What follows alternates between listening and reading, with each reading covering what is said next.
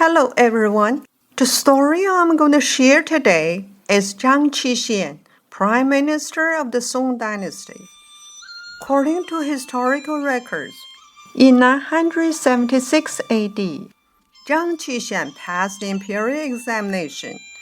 Emperor Taizong of Song initially intended to make routine appointment as customary.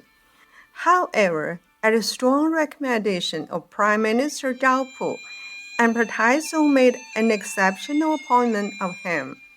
After Northern Song was established, the recovery of 16 states for Yangyuan became a strategic national priority.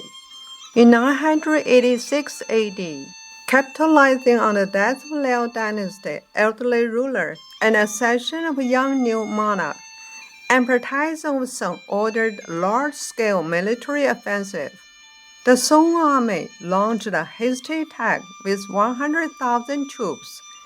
Seizing this rare opportunity, the Liao forces decisively defeated the Song army, inflicting heavy casualties and resulting in the death of the renowned general Yang Ye.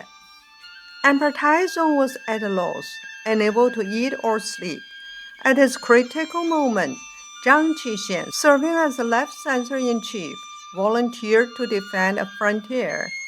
Taizong was overjoyed and immediately issued an edict appointing Zhang Qixian as magistrate of that state to join forces with Pan Mei in commanding the troops against the Liao.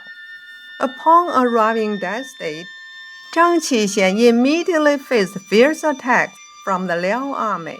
The Northern Song had insufficient troops stationed in that state, and their morale was extremely low.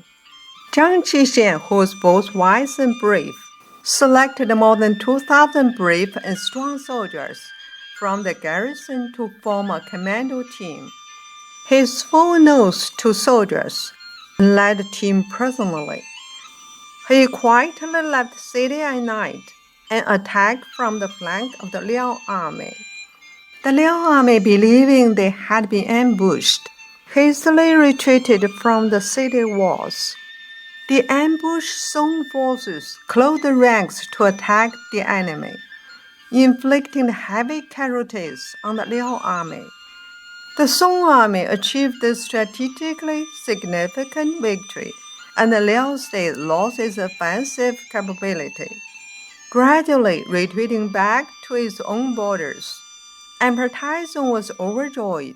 He personally led imperial retinue and all officials outside the capital to welcome the triumphant army.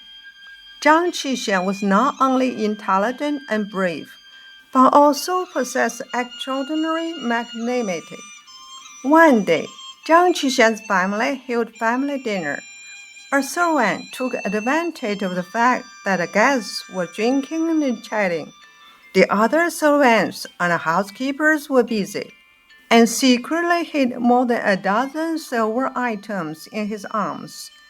Zhang Qixian saw it behind the door curtain, but did not say anything at the time. Later, when Zhang Qixian was promoted to prime minister in his late years, he recommended some of his servants to serve as officials in the court. Only the servant who stole the things never had any official positions, and his salary was not increased. The servant was very confused. Once, when Zhang Qixian was afraid, he knelt in front of him and said, "I have something I don't understand. May I ask you?" Zhang Qixian said, "Of course, go ahead." The servant said, "I have served you the longest. Those who came after me have already become officials in the court. Why have you forgotten me alone?" Then he began to cry in grievance. Zhang Qixian said sympathetically, "I didn't want to tell you. If I did, you would hate me again. Do you still remember the time you stole silverware in Jiangnan? I kept it in my heart for nearly 30 years and never told anyone.